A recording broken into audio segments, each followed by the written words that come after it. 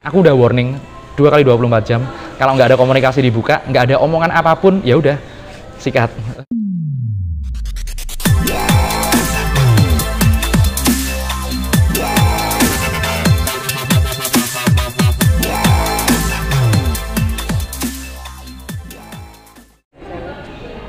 Oke, selamat malam Ki Atmo. Selamat malam. Ki, ini Siap. yang lagi ada heboh nih di Instagramnya Ki Atmo. Iya, iya. Apa ya? Buzzer netizen yang menyerang beliau kerjanya Ki Atmo itu seperti apa sih Ki? Ya, jadi itu aku cerita kronologisnya dulu ya. Aku cerita mulai dari awal. Ceritanya aku lagi scroll di Instagramku, Instagram kontenku. Ternyata ada komen yang berujung ke mana ya? Berujung ke pemfitnahan kalau aku bilang. Karena dia bilang narasumberku ini acting. Kemudian dia apa namanya? Cerita bohong dan lain sebagainya. Bahkan dia bawa-bawa yang namanya satanik. Setelah aku cek profil Instagramnya, ternyata dia itu ada mencantumkan ambasadornya salah satu hal yang berhubungan dengan ketenaga kerjaan lah di pemerintahan. Nah, kemudian aku cek, aku minta klarifikasi sama dia, ini maksudnya gimana? Ngomong seperti ini maksudnya apa? Kalau mau menyampaikan sesuatu, langsung aja klarifikasi sama aku, karena aku sebagai orang yang ada di konten itu dan sebagai pemilik channelnya. Ternyata orangnya malah kabur, aku diblokir pertama. Setelah aku track orangnya, ternyata ini kalau aku bilang dia ini sempat main film sih. Di profilnya dia sempat main film, kemudian ada beberapa konten juga. Aku nggak percaya awalnya kalau dia ngomongnya seperti ini, kayak orang nggak berpendidikan kalau aku bilang. Adalah beberapa kronologisnya. Setelah aku kejar terus, Instagramnya aku diblok, Instagramnya dia dirubah username-nya, dan kemudian karena dia nggak ada itikat baik, ya aku mau lanjut teruskan ini ke jalur hukum pasti itu. Yang dia komen itu maksudnya postingan Ki Atmo atau konten Ki Atmo yang seperti apa sih? Ya, itu konten ceritanya tentang anak magang. Ini bayangin aja, anak magang itu masih kuliah kan sebenarnya. Dibilang settingan segala macem, lagi cerita horor. Dan kita di konten itu sebenarnya juga tunjukin bukti-bukti chatnya segala macem, footage-nya yang ada di rumah itu. Dan kemudian dia dengan entengnya komennya kayak gitu, dipikir semua konten dipikir settingan seperti itu. Jadi kalau ini yang Ki Atmo pengenin apa sih dari si pelaku ini?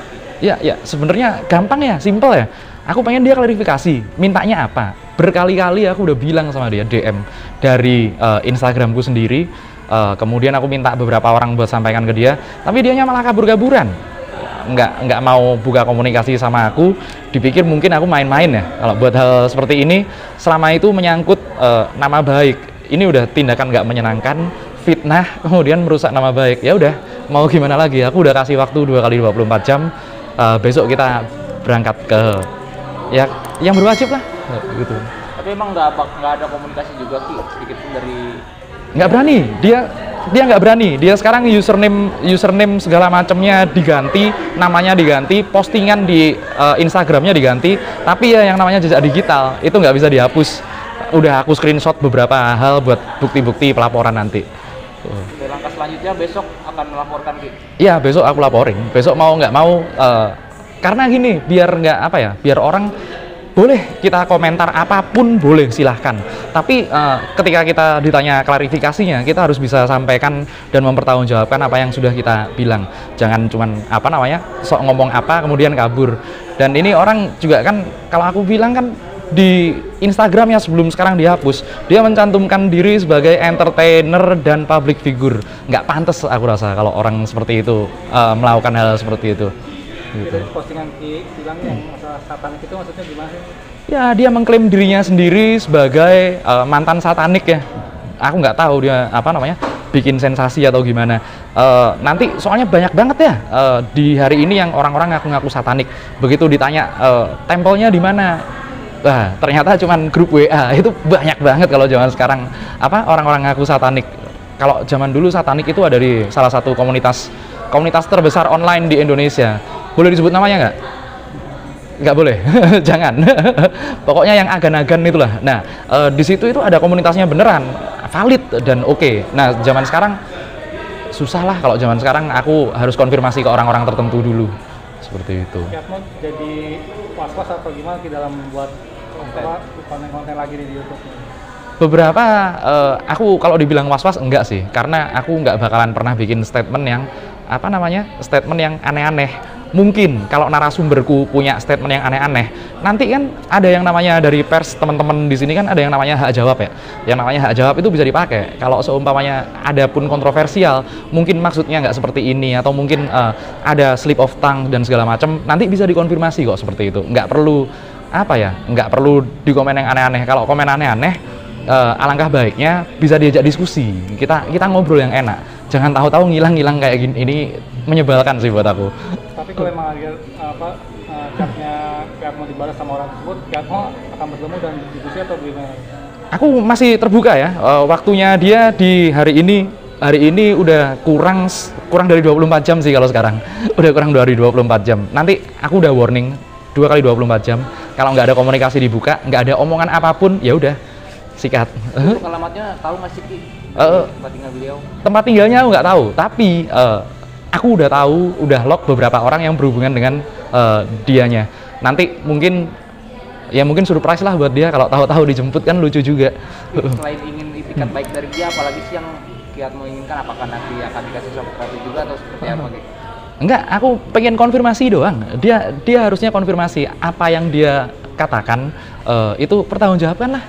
Pertanggungjawabkan. Emang iya kalau dipikir sesuai apa yang dia komentar di kontenku itu ya, kalau dia bilang itu settingan, buktiin settingannya di mana. Orang talentnya yang ada di situ, narasumbernya yang ada di situ, itu bener-bener orang-orang polos. Aku kenalnya juga mereka lagi magang kerja. Bisa dibilang settingan dari mana? Udah minta maaf aja. Kalau minta maaf, ngobrol yang enak. Aku asik kok orangnya, nggak terlalu yang gimana gitu. Tapi ya berani ngucap, harus berani tanggung jawab sih. Gitu. Mungkin terakhir Ki, ada yang disampaikan nggak sih Ki pada pelaku yang sama si orang yang komentar sembarangan itu ya. Kalau kamu memang punya rasa tanggung jawab dan punya rasa apa yang pengen kamu sampaikan ke aku, sampaikan aja enak-enakan. Aku udah bilang kan, kita mau ngobrol santai atau mau ngobrol tegang. Kalau ngobrol santai tempatnya luas. Kalau kita mau ngobrol tegang, nanti tempatnya nggak di sini, nggak enak nanti kamu ngobrolmu di depan orang ngetik kan nggak enak. Jadi ya tolonglah buka komunikasinya. Aku tunggu tinggal dikit lagi nih, nggak lama lagi ini ya, sampai jam 3 sore besok lah, seperti itulah kira-kira. Dalam konten-konten Kiatmo sendiri, apa sih yang ingin diberikan kepada masyarakat itu untuk mengerti-ngerti apa? Sebenarnya kontenku kan cuman edukasi dan cerita-cerita ya. Aku itu pengen orang-orang itu menyikapi hal-hal supranatural itu nggak yang khayal, nggak yang tahayul, nggak yang mitos. Tapi gimana caranya kita mengetahui sejarahnya, gimana caranya kita mengetahui itu ada ilmunya kok. Di balik semua hal yang kalian anggap aneh itu sebenarnya ada ilmunya kok. Dan kemudian jangan gampang ketipu sama beberapa oknum paranormal yang memakai istilah yang aneh-aneh dan kalian kan tidak tahu. Aku mau mengedukasi kalian. Yang kedua, aku mau berbagi pengalaman orang lain, pengalaman real, valid, yang ada saksi-saksinya, bukti-buktinya, footage, kemudian segala macamnya biasanya aku kasih. Nah, pengalaman yang seperti itulah yang aku pengen share sama teman-teman. Jadi ya ini buat konten santai sih sebenarnya. Langkah selanjutnya apakah tetap akan konsisten membuat konten-konten yang sebelumnya dibikin juga? Iya, tetap aku bakalan bikin konten-konten yang mengedukasi di urusan supranatural, metafisik dan lain sebagainya ya. Karena itu memang udah sebagian dari jalanku. Kemudian nanti aku mau gabung sama teman-teman kita, dan kemarin aku udah beberapa kali nge-invite orang-orang yang ternyata selebriti kita ini banyak yang punya masalah atau berhubungan dengan hal-hal semacam itu. Tapi kan nggak semuanya harus kita sampaikan terbuka. Kita kasih aja spill dikit-dikit. Oh ternyata ada loh, seperti ini, gitu aja.